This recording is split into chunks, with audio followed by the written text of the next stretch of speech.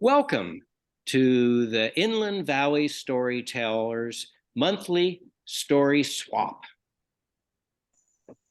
My name is John St. Clair, and I am your Zoom host tonight. Are you here for the storytelling meeting? Oh, we're actually Well, the forum is closed. We've rented this facility. got it. Okay.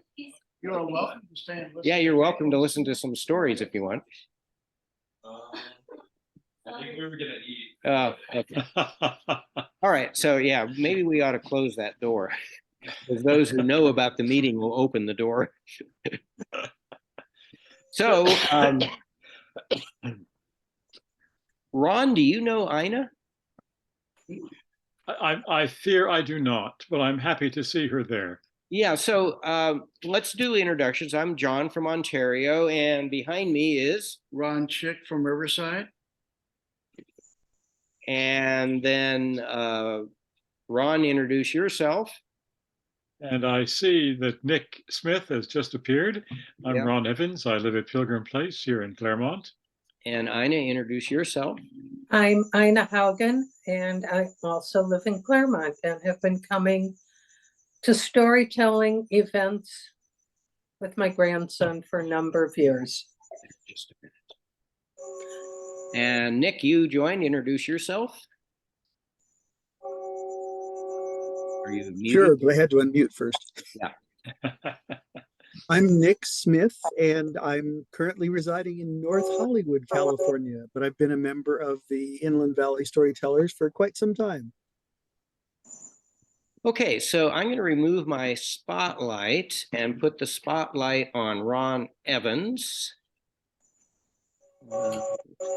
And then I'm going to move this computer over here so we can see Ron. And take it away, Ron.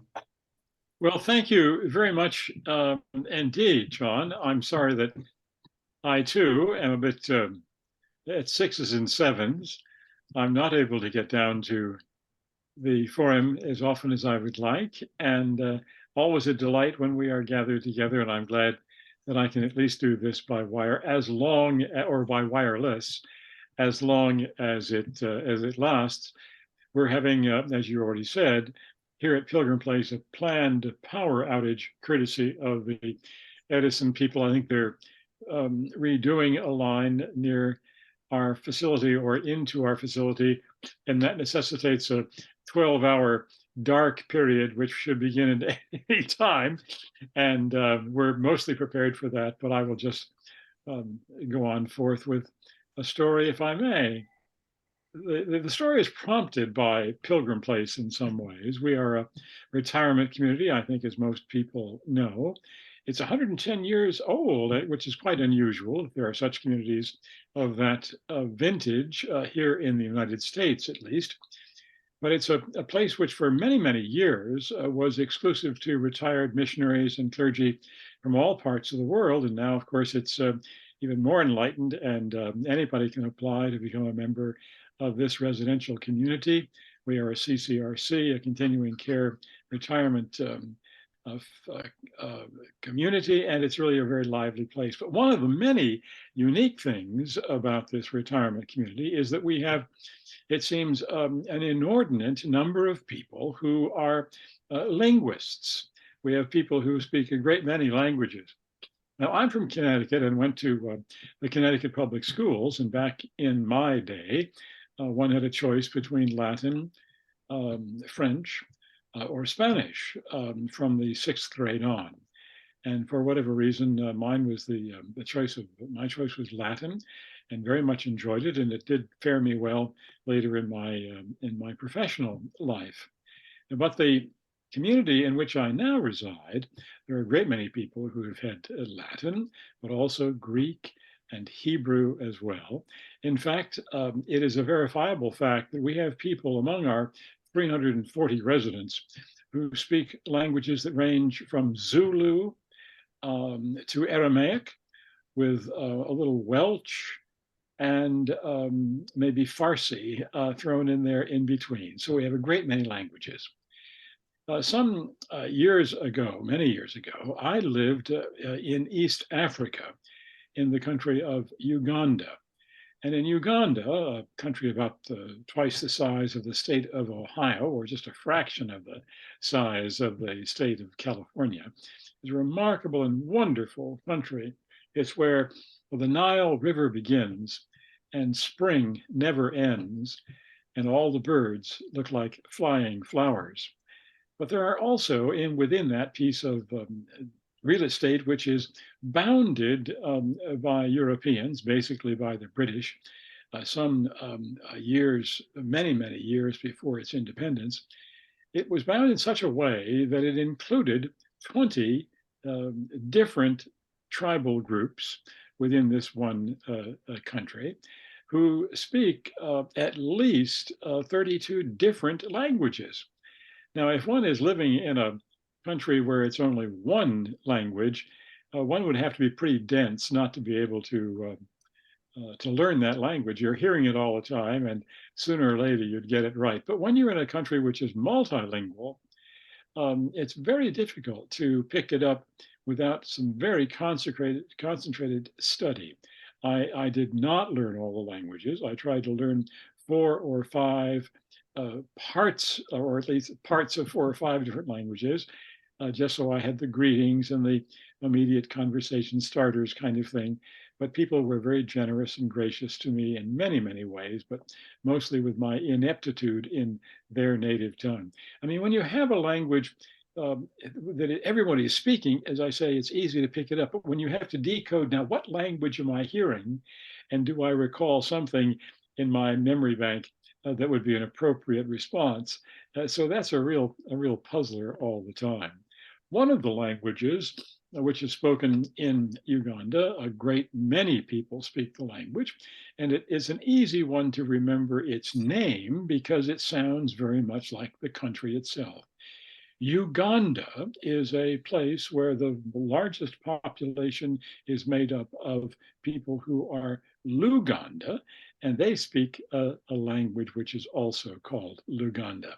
Rather like our, in the United States, we speak English, and I'm not sure where that came from, sort of thing, rather than American English. But at any rate, trying to get the languages straight is a problem. But the Luganda language has an added hint and a great deal of charm because it's an easy language to spell, an easy language to pronounce, an easy language to remember, but it also is a musical language. It is not a tonal language as we have in many parts of Asia and other parts of the world, but rather it's musical because it is often spoken in phrases that conclude with a simple a hum.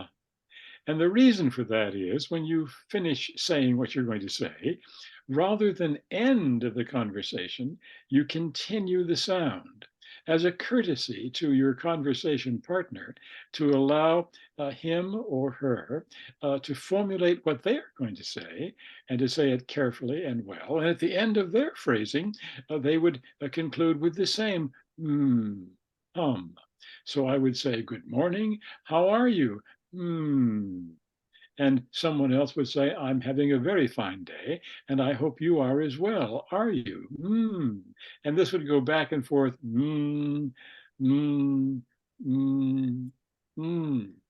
It's hardly an articulate language, but it's a very nice way to be connected with your conversation partner while you're trying to discern what it is that you'd like to say, hopefully in a reserve of words. There's a bit of a game with that language as well. And children are especially adept at playing the game as they learn the various phrases and vocabularies in their own language and in other languages as well. In other words, they enjoy the humming for another reason. They like to add a thought and a question, a phrase, which may force the conversation partner, who's a part of the ongoing conversation with you, to be able to, or to have to end the conversation. It's considered rude to end the conversation, but if you can stump somebody else into putting them in that fix or that game, then with a smile and a chuckle, you have won that part of the game. I mean, it's very simple to do. Are you having a nice day? Yes, I'm having a delightful day, and I assume that yours is just as nice as mine is. And so you see, you end with a kind of a question that requests at least some kind of a response. Well, I tried to play that game again in another culture and in another language, and never really very successfully. But I remember the day that I lost the game in a most dramatic way. We were in front of the post office, and I saw a young man coming along the way whom I'd met, and I knew his name, and was able to stammer out a sentence in his own language. And he graciously responded, and we had a short back and forth phrase with return phrase with and return phrase with And then I tried to play my card by asking him a question to which there was either going to be a yes or a no. And that would, of course, end the game because there's no place else to go with that. So I said, with all that I could muster, tell me, is this the post office? Now, again, we're standing right in front of the post office, and there's only one reasonable response. Oh, but this young man was so much more clever than I. Rather than saying, yes, it is the post office, and the game would have been won, he said, yes, Buana would like to purchase a stamp. So you see, it is possible, even in the simplest way, even with the least of vocabulary, to be in conversation with another person and to do so in such a delightful way that even 66 years later, I remember it as if it were yesterday. And I can still hear the and the humming, which is a very musical and reassuring sound and a delightful memory as well. Thank you.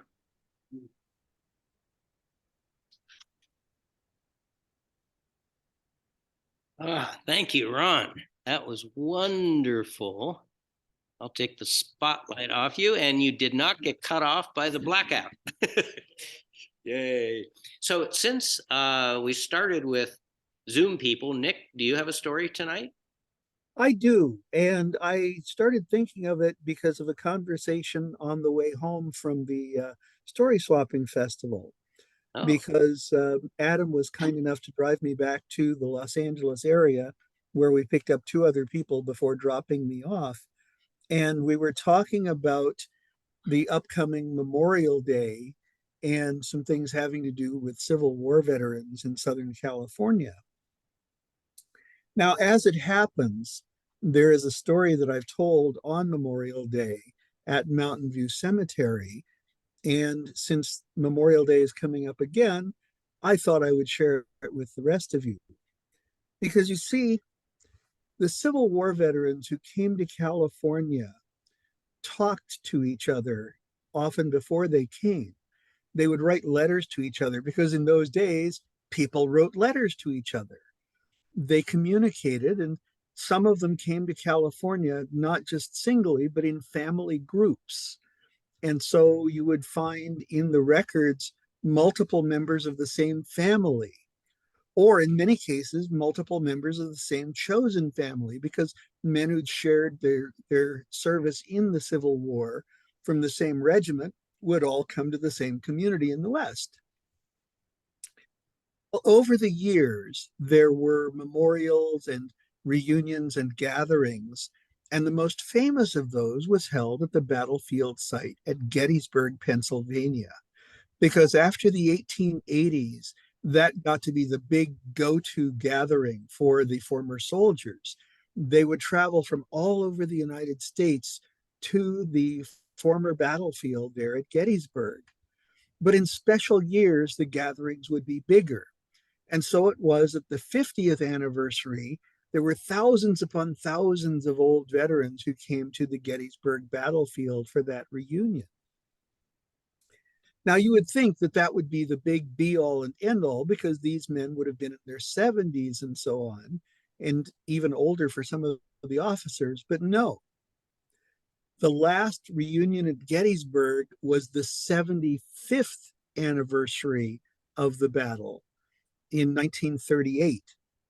And that was the one where the surviving veterans all over the United States wanted to be there because they were told this would be the last big reunion of Civil War veterans.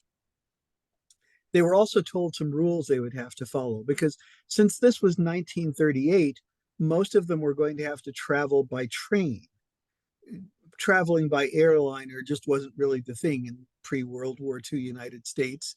And because this was going to be a long trip by train, they were told they would have to bring along a spouse or a relative to act as sort of their medical overseers because these men were now, many of them in their 90s and even older.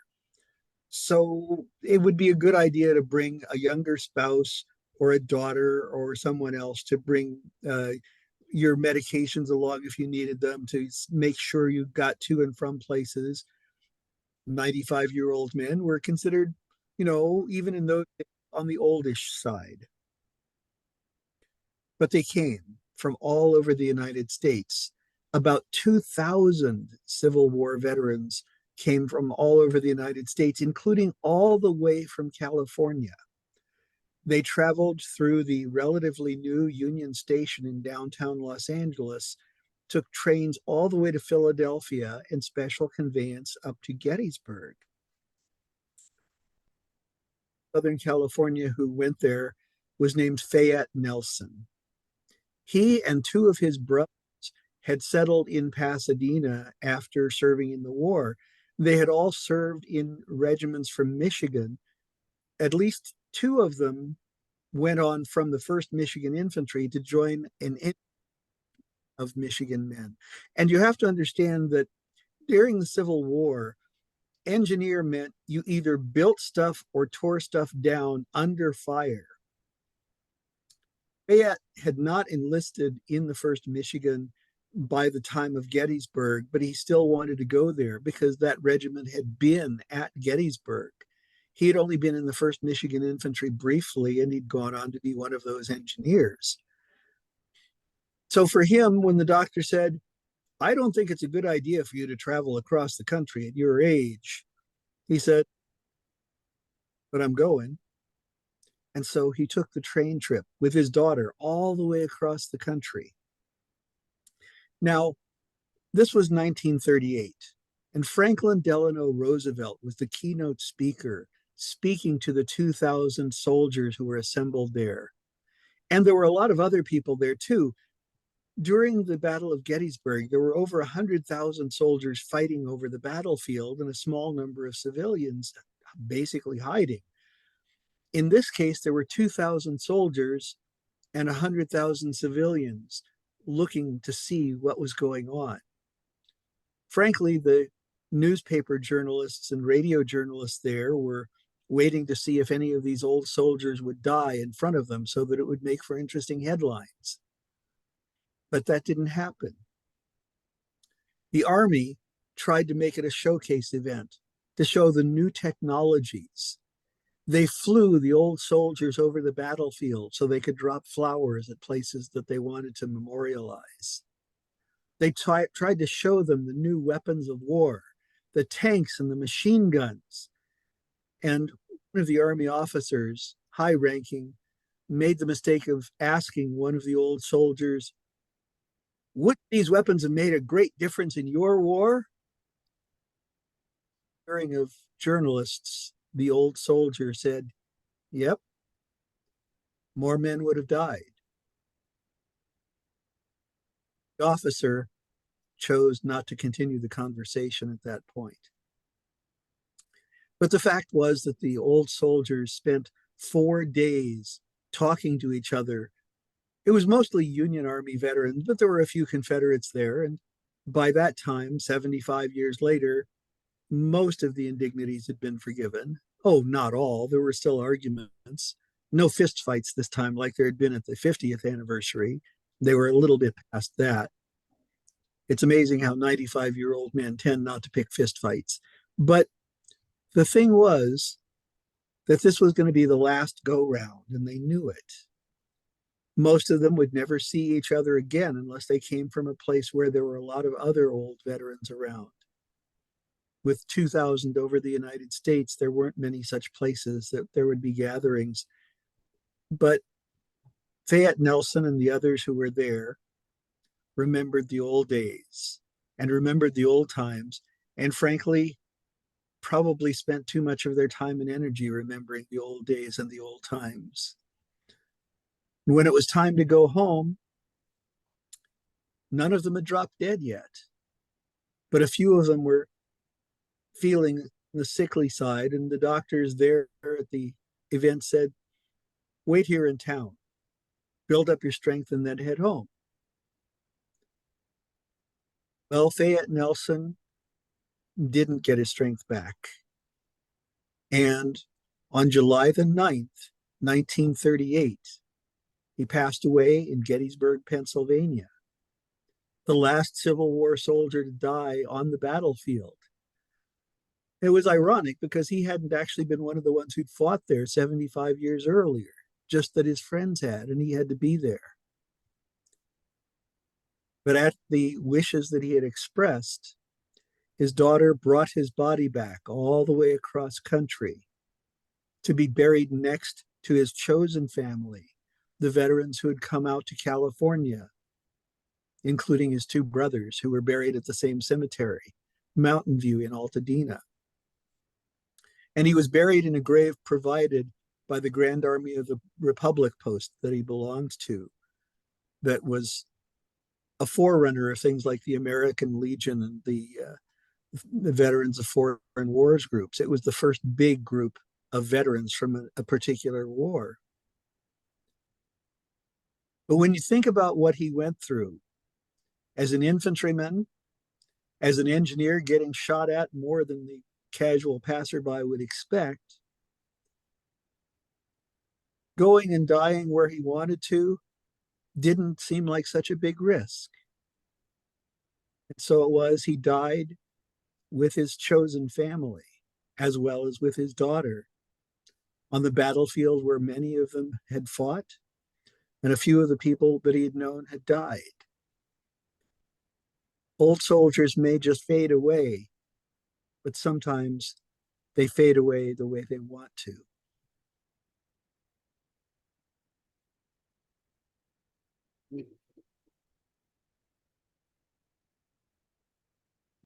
Thank you, Nick. Okay, let's get the spotlight.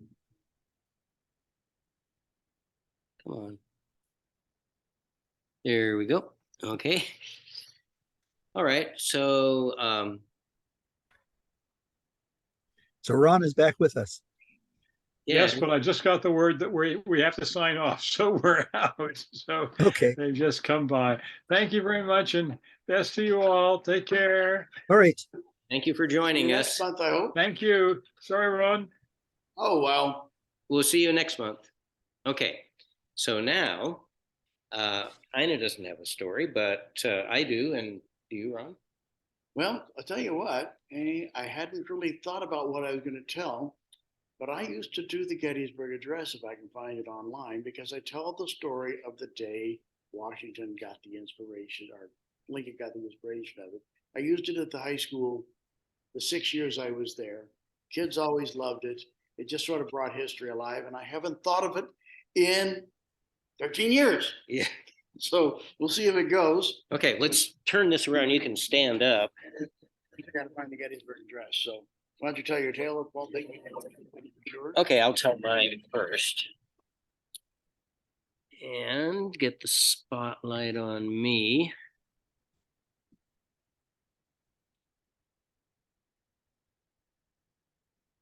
There we go. Now I have to place this so that, and place myself so that I'm showing in the screen. We can see you. Okay, good. I think last month we had maybe it was you, Nick. You followed me and we didn't adjust, and you're taller than me, so part of your head was cut off. Uh-oh.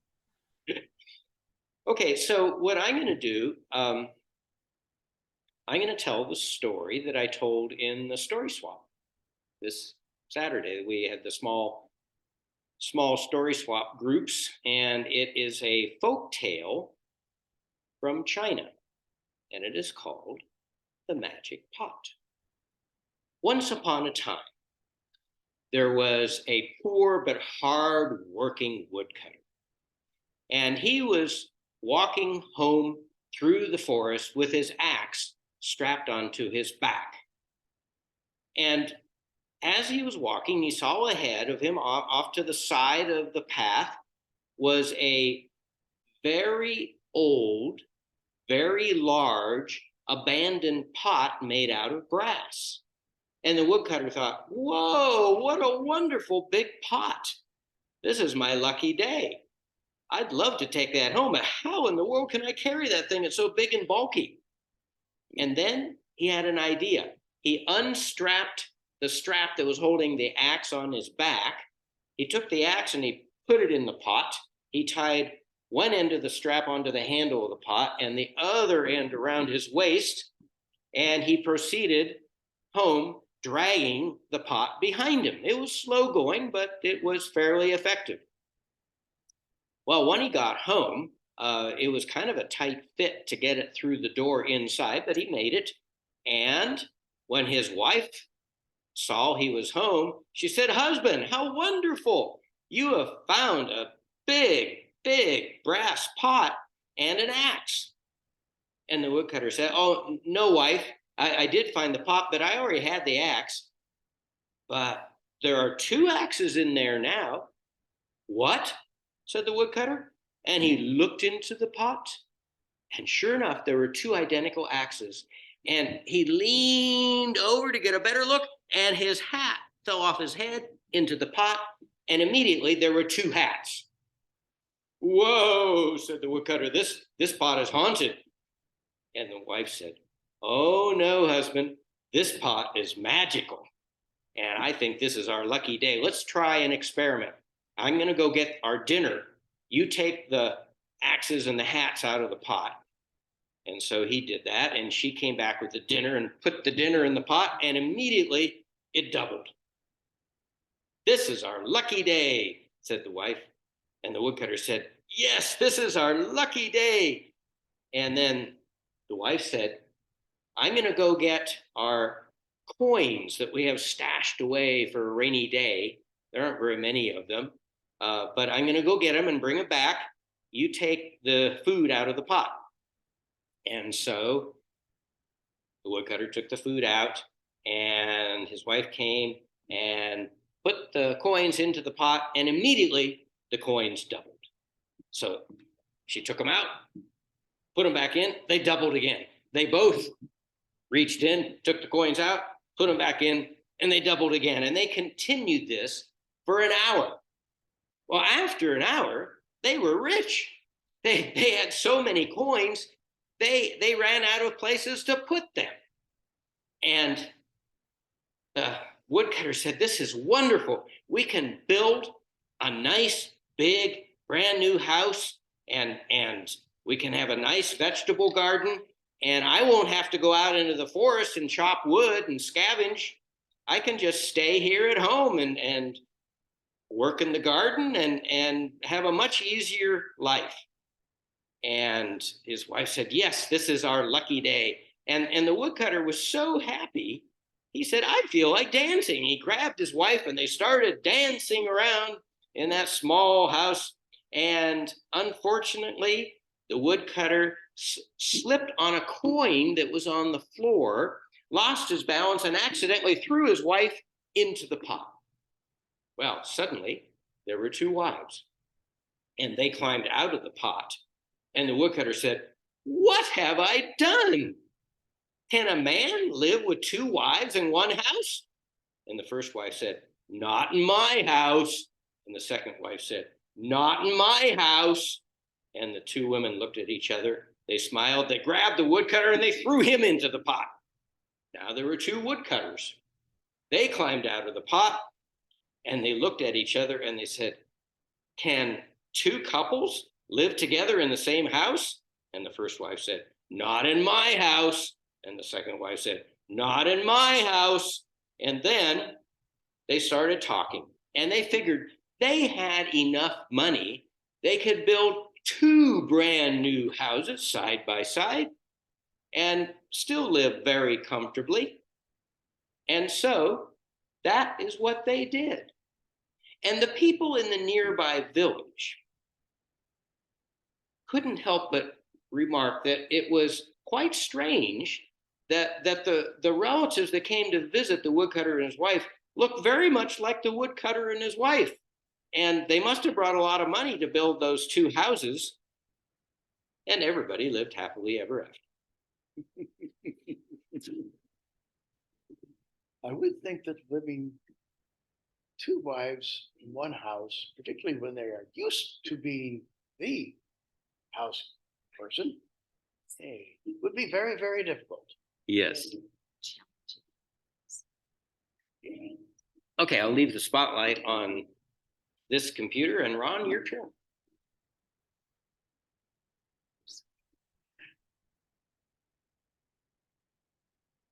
I had intended to work on one of my Danish tales before I got here today, but life has gotten complicated with grandchildren today, and I didn't have time to review it.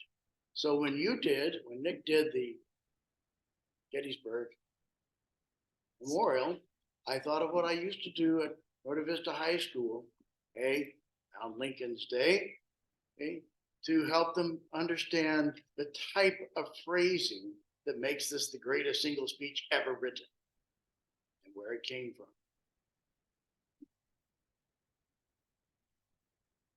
On the morning I was to go to Gettysburg, I lined out by my car in the train that would take me there. Secretary Hall came forward to come with me saying, "Do you need me to help you write the speech, sir?" I looked at him and said, no, I have done so many of these. The good Reverend Dotson is going to present the major works. I am there to show myself and show the flag and remind people of what we are doing. And so he climbed into his special presidential car alone, with, of course, the car ahead of him and the car behind him full of guards. As the train began to pull away, he thought, maybe I should have. I don't have anything prepared. What can I say? What can I possibly say about this horrible battle where so many brave men have died and the count is so high? What can I say that I haven't said before that someone else hasn't said? Is this union worth preserving? Have I done the right thing? A union that hasn't left yet. Only score.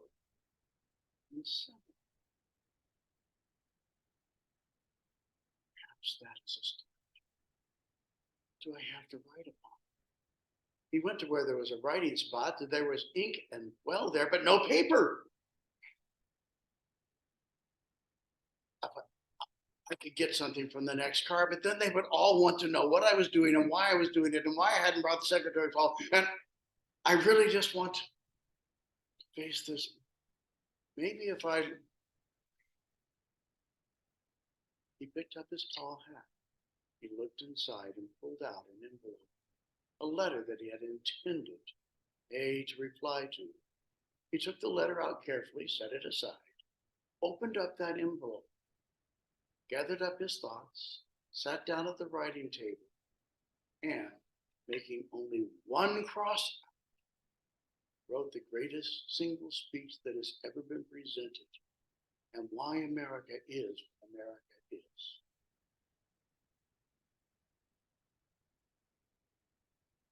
Fourscore and 7 years ago, our fathers brought forth on this continent a new nation, conceived in liberty and dedicated to the proposition that all men were created equal. We are now engaged in a great civil war, testing whether that nation, or any nation so conceived and so dedicated, can long endure. We are now met on a great battlefield of that war. We have come to dedicate a portion of the field as the final resting place for those who have gave their lives that this nation might live. It is altogether right and fitting and proper that we should do this. But in a larger sense, we cannot dedicate, we cannot consecrate, we cannot hallow this ground. The brave men, living and dead, who struggled here have consecrated it far beyond our poor power to add or subtract. The world will little note nor long remember what we say here today, but it can never forget what they did here. For us, the living, rather, it is to be dedicated here to the unfinished work which those who fought here thus far nobly advanced. It is rather for us here to dedicate this great task remaining before us, that from these honored dead we take increased devotion to that cause for which they gave their last full measure of devotion, that we here highly resolve that these dead shall not have died in vain, but that this nation, under God, shall have a new birth, and that the government of the people, by the people, and for the people, shall not perish from the earth. Used to have that memorized. All right. But as you can tell, you get wrapped up in that. Yeah. Why do we do what we do? Maybe we're now closer, maybe we are. We still have the ideas. Thank you, Ron. Turn this around. Hopefully don't make people dizzy. And take the spotlight off. Find my cursor. There we go. All right.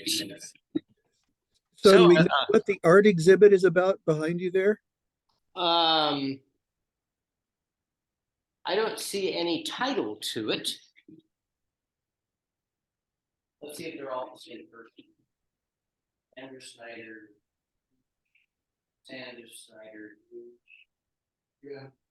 Yeah, it's all the same artist.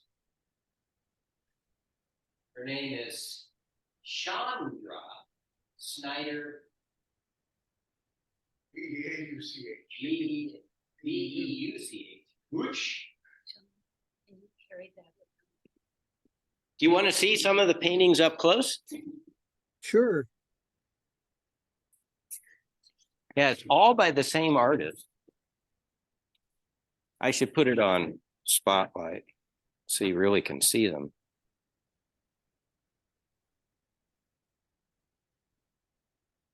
There. Starting on this end. Yeah, they're all the same artist. And they're for sale.